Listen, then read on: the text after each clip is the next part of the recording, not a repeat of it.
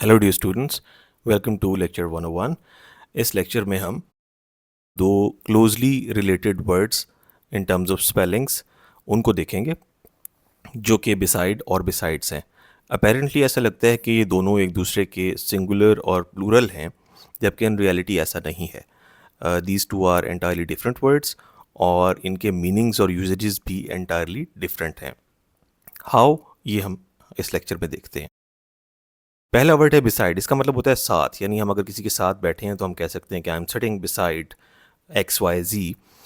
और in terms of part of speech क्या है, ये प्रपोजिशन है। एग्जाम्पल क्या हो सकती है, who is that boy sitting beside Jane. Jane के साथ कौन सा लड़का बैठा है। तो यहाँ पे हम क्लियरली देख सकते हैं कि बिसाइड का यहाँ मतलब क्या है, साथ।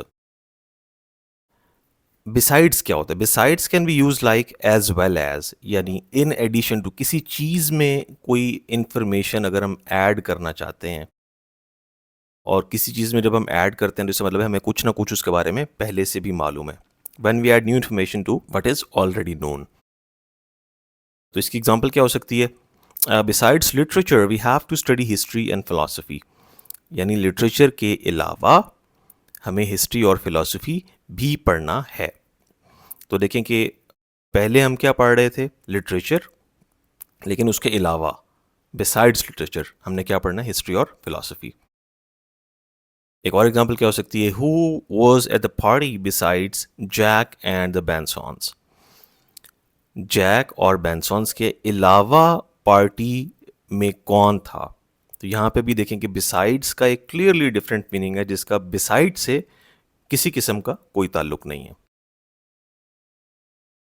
अच्छा, besides can also be used as a discourse marker, meaning also as well in any case. It is often used to add a stronger, more conclusive argument to what has gone before. In this case, besides usually goes at the beginning of a clause. अच्छा, पहली बात ये कि clause की beginning में होता है, ना कि नेसेसरीली सेंटेंस के बिगिनिंग में। अच्छा जी, और इसमें भी हम देखेंगे कि यानी ऑलरेडी नोन कुछ इन्फॉर्मेशन होती है जिसमें हम कुछ ऐड करने के लिए बिसाइड्स का वर्ड यूज़ करते हैं। I don't like those shoes. पहली बात तो ये कि मुझे वो जूते पसंद नहीं है। Besides they are too expensive. इसके अलावा वो महंगे भी बहुत ज़्यादा हैं, यानी पहले मैं एक डिसीजन ले चुका हूँ, यानी मुझे वो जूते पसंद नहीं है। इसके साथ एक एडिशनल रीज़न क्या मैंने बता दिए कि वो महंगे भी बहुत ज़्यादा हैं। तो यहाँ पे भी बिसाइड्स का वर्ड हमने यूज़ किया। It is too late to go out now, besides it's starting to rain.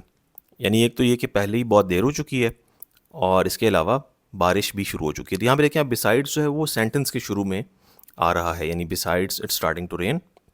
जबकि अर्लियर हमने देखा था कि बिसाइड्स जो है वो एक क्लॉज है, उसकी बिगिनिंग में आ रहा है, यानी सेमाई कॉलन के आगे जो क्लॉज है। अच्छा जी, तो अब ये एक छोटी सी एक्सरसाइज है। The cat sat dash the dog. तो क्लियरली हमें नज़र आ रहा है कि डॉग के अगर साथ बैठेगी तो यहाँ पे क्या आना चाहिए, बिसाइड आना चाहिए। दूसरी एग्जांपल क्या है, dash being tall he is also very intelligent. तो ये इसका मतलब ये है कि कुछ हमारे पास मालूमात पहले से हैं, यानी वो टॉल है, और उसके अलावा हमें बताया कि he is very intelligent as well. तो यहाँ पे क्या आएगा, बिसाइड्स। नेक्स्ट वर्ड क्या हो सकता है, नेक्स्ट सेंटेंस क्या है, the park bench was dash the pond. तो जो पार्क में बेंच था वो पॉन्ड के साथ था, beside. Dash I don't even like chocolate cakes. तो यानी इसका मतलब ये है कि चॉकलेट केक के बारे में बात हो रही है, यानी कॉन्टेक्स्ट ये है कि चॉकलेट केक के बारे में बात हो रही है, और कुछ बात किसी ने की है जो कि यहाँ पे मेंशन नहीं है, लेकिन जब सेंटेंस शुरू हो रहा है तो उसमें वो बताएगा कि I don't even like chocolate cake. यानी फ़र्ज़ कीजिए चॉकलेट केक महंगा बहुत है, तो ये दो लोगों में बात हुई है, और नेक्स्ट जुमला उसने क्या बोला कि मुझे वो पसंद भी नहीं है, डिस्पाइट इट्स प्रेजेंस और एब्सेंस। इसके बाद the picture frame was dash the bed. तो ये बेड के साथ था, ये भी मेरा ख्याल है क्लियरली हमें नज़र आ रहा है।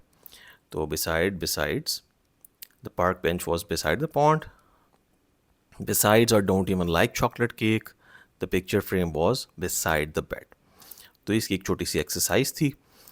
नेक्स्ट लेक्चर में जो, यानी लेक्चर 1 और 2 में हम देखेंगे कि बिसाइड्स एक्सेप्ट और अपार्ट फ्रॉम इन तीनों का यूसेज क्या है और किस कॉन्टेक्स्ट में हम किसको यूज़ करते हैं और किसको प्रेफर करते हैं और क्यों। तो if there are any questions तो आप कमेंट सेक्शन में पूछ सकते हैं।